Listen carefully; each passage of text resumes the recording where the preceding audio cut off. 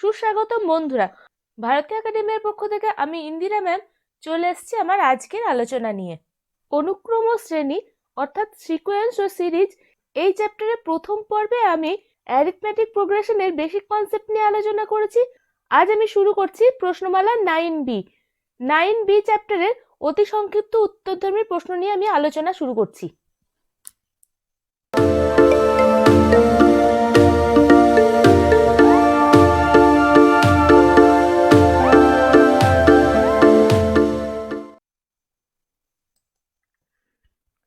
অতি সংক্ষিপ্ত উত্তরধর্মী question number 1 এর 1 নম্বর কোশ্চেন, কোন সমান্তর শ্রেণীর 10তম পদ -15 এবং 31তম পদ -57 শ্রেণীর প্রথম পদ ও সাধারণ অন্তর নির্ণয় করো। 10তম পদ কত হবে? T10। ফর্মুলা কি? Tn equal to a plus n minus 1 into d। তাহলে T10 equal to a plus 10 minus 1 into d। a হচ্ছে প্রথম পদ, d হচ্ছে সাধারণ অন্তর। এখানে কি বলেছে? 10তম পদ হচ্ছে -15 অর্থাৎ -15 equal to a plus 9d। আরেকটা কি বলেছে? 31তম পদ -57 অর্থাৎ T31 ইকুয়াল টু -57। T31 মানে কত? a plus 31 minus 1 into d। T31 সমান কত? -57। তাহলে -57 equal to a plus 30d। এই 1 নম্বর ও 2 নম্বর সমীকরণ সমাধান করলে আমরা a ও d এর মান পেয়ে যাব।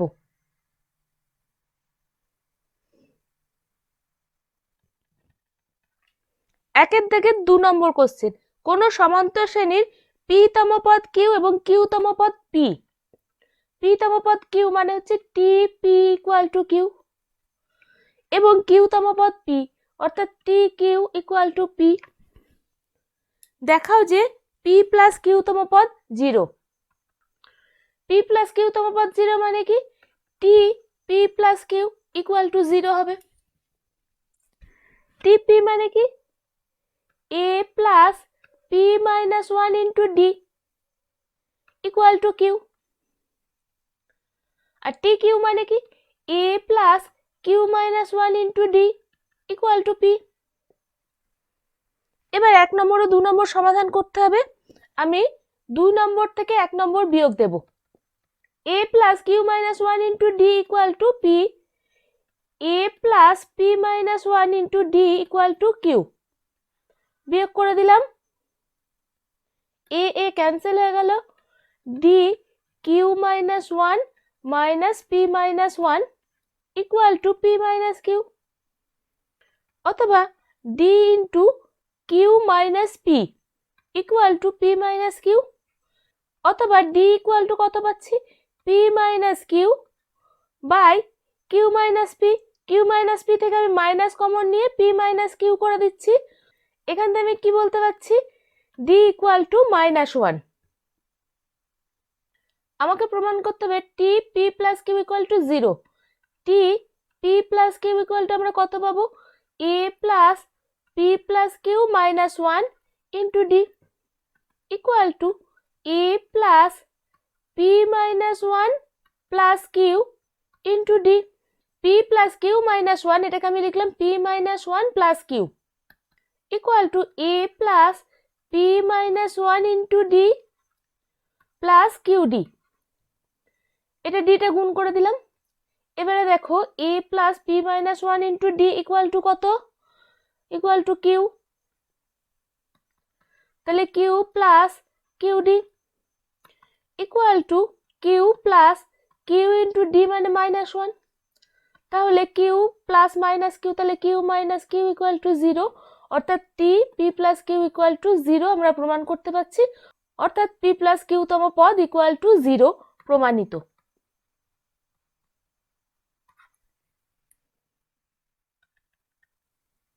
একে দেখে 3 নম্বর অঙ্ক, মনে করো কোন সমান্তর প্রগতির r তম পদ tr যদি mtm ইকুয়াল টু ntn হয়, তবে দেখাও যে tm plus n equal to 0। m into tm equal to কত? a plus m minus 1 into d equal to n into tn equal to কত a plus n minus 1 into d অথবা এটা গুণ করে দিই am plus m into m minus 1 into d equal to an plus n into n minus 1 into d এবার এদিকেগুলো এদিকে নিয়ে আসবো a কমন নিলাম m minus n plus d common নিচ্ছি m into m minus 1 minus n into n minus 1 equal to 0 অথবা a into m minus n plus d into m square minus m minus n square plus n equal to 0 অথবা a into m minus n plus d into m square minus n square equal to m plus n into m minus n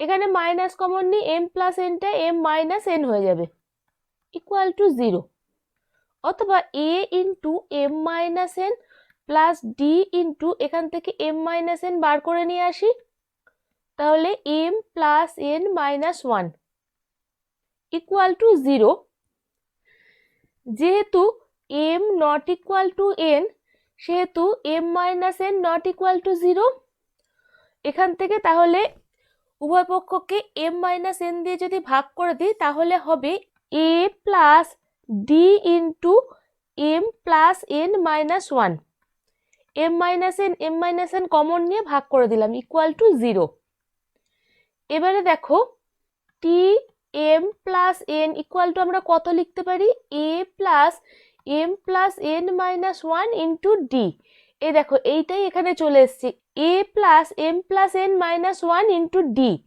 অর্থাৎ এইটাই হচ্ছে t m plus n অর্থাৎ আমরা দেখতে পাচ্ছি t m plus n equal to 0 প্রমাণিত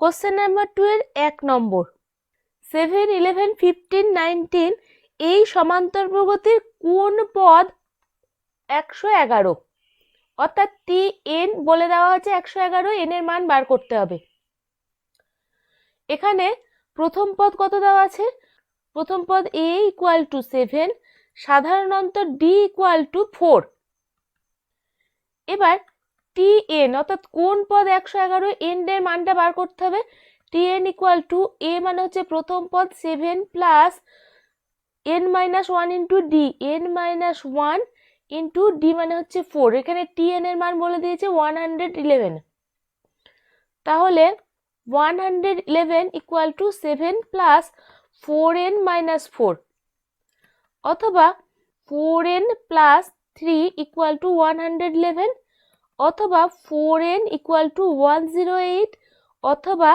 n equal to 27 অর্থাৎ এখানে বলেছে সমান্তর প্রগতির কোন পদ 111 সেটা হচ্ছে 27তম পদ 27তম পদ হচ্ছে 111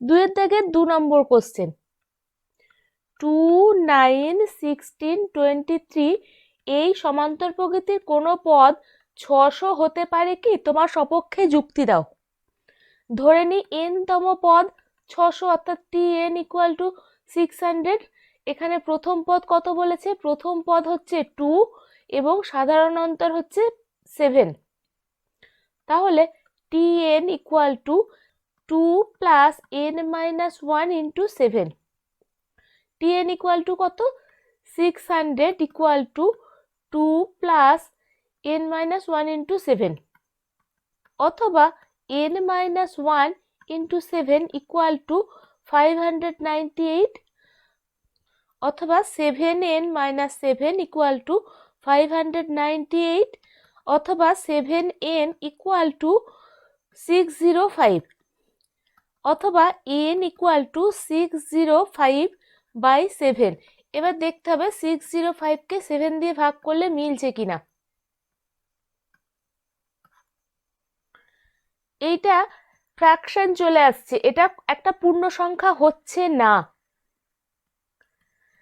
যেহেতু n belongs to natural number, n সর্বদাই পূর্ণ সংখ্যা হবে, সেহেতু এখানে আমরা পূর্ণ সংখ্যা পাচ্ছি না, এটা ভগ্নাংশ পেয়ে যাচ্ছি।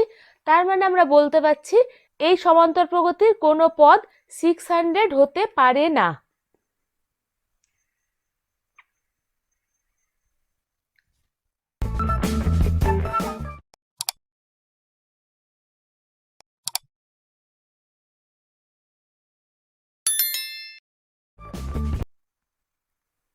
তিনের দাগে নিম্নলিখিত সমান্তর প্রগতির প্রত্যেকটি ড্যাশ চিহ্নিত স্থানগুলি পূরণ করো।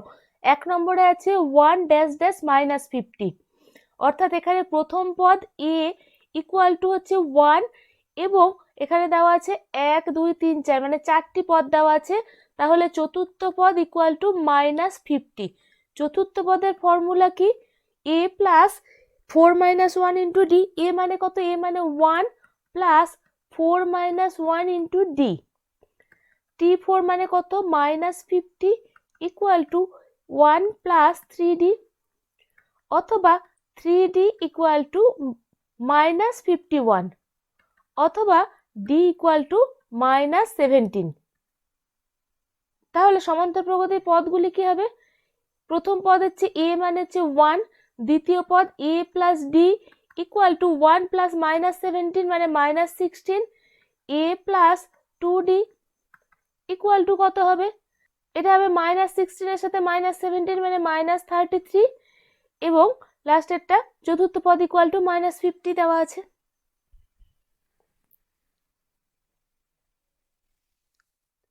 তিনের দাগের 2 নম্বর, এখানে তৃতীয় পদ দেওয়া আছে এবং ষষ্ঠ পদ দেওয়া আছে, অর্থাৎ t3 ইকুয়াল টু 19 এবং t6 equal to 31। t3 equal to a plus 3 - 1 into d, অথবা a plus 2d equal to 19, এটা একটা ইকুয়েশন। আর একটা আছে t6 equal to a plus 6 - 1 into d, অথবা a plus 5d equal to 31। এটা 2 নম্বর equation. 1 নম্বর ও 2 নম্বর সমাধান করে আমরা a ও d এর মানটা বার করতে পারবো। 1 নম্বর ও 2 নম্বর সমাধান করলে a এর মান আমরা পাবো 11 এবং d ইকুয়াল টু আমরা পাবো 4। এরপরে তোমরা a plus d, a plus 2d, a plus 3d, a plus 4d এভাবে বার করে নিতে পারবে।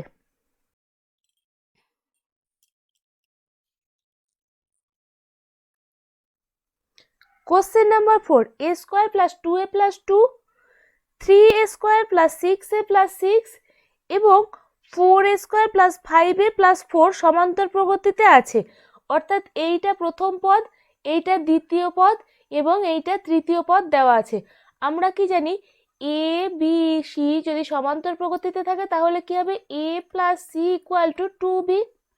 আমি একেবারে লিখে দিচ্ছি, a plus c equal to 2b।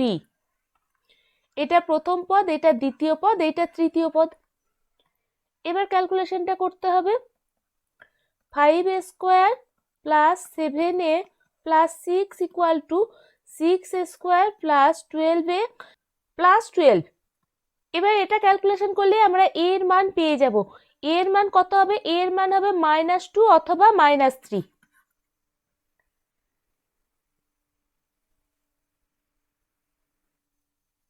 Question number 5, কোন সমান্তর প্রগতির n তম পদ হচ্ছে 3n - 1, সমান্তর প্রগতিটি নির্ণয় করো। n তম পদ 3n - 1, অর্থাৎ tn equal to 3n - 1। t1 equal to কত? t1 equal to 3 into 1 - 1 equal two 2। t2 equal to কত? 3 into 2 - 1 equal two 5। t3 equal to 3 into 3 minus 1 equal to 8. t4 equal to 3 into 4 minus 1 equal to 11. এইভাবে পরপর করতে থাকলে আমরা প্রগতিটা পেয়ে যাব। অর্থাৎ সমান্তর প্রগতিটা হলো 2 5 8 11, এরপরে পদটা হবে 14, এইভাবে চলতে থাকবে।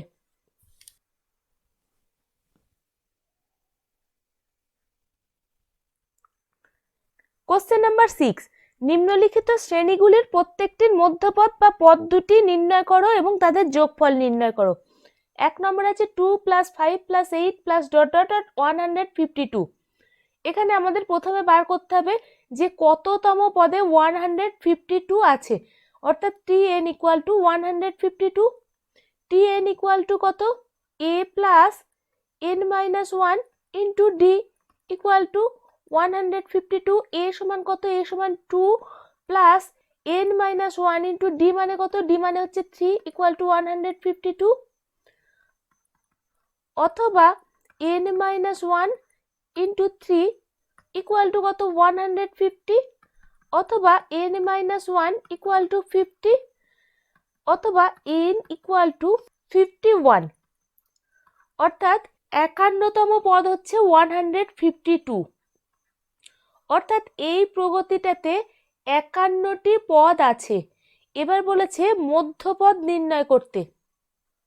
51টি পদ থাকলে কটি মধ্যপদ হবে কিভাবে নির্ণয় করব? 51 যেহেতু একটা বিজোড় সংখ্যা, যদি বিজোড় সংখ্যা হয় সেক্ষেত্রে মধ্যপদ হবে n + 1/2। যদি 5টি পদ থাকে তাহলে মধ্যপদ কোনটা? তৃতীয় পদটা। তাহলে 5 + 1/2। অর্থাৎ যদি 51টি পদ থাকে তাহলে মধ্যপদ কত হবে? 51 + 1/2 অর্থাৎ 26তম পদ। 26তম পদটি মধ্যপদ হবে। 26তম পদ কত হবে? এটা খুব সহজ। t26 = a + a মানে 2 + 26 - 1 * d মানে কত? 3 = কত হবে? 77। এবার বলেছে এই প্রগতিটার যোগফল নির্ণয় করো। যোগফল = কত? sn = কত? n/2 প্রথম পদ প্লাস শেষ পদ মানে a + l।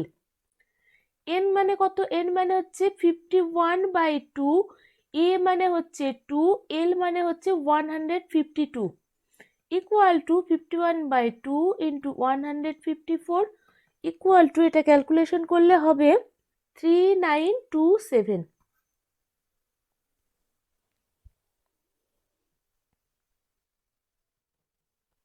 6 থেকে 4 নম্বর 1 + 5 + 9 + 101। অর্থাৎ এখানে বলে দিয়েছে tn = 101। tn = কত?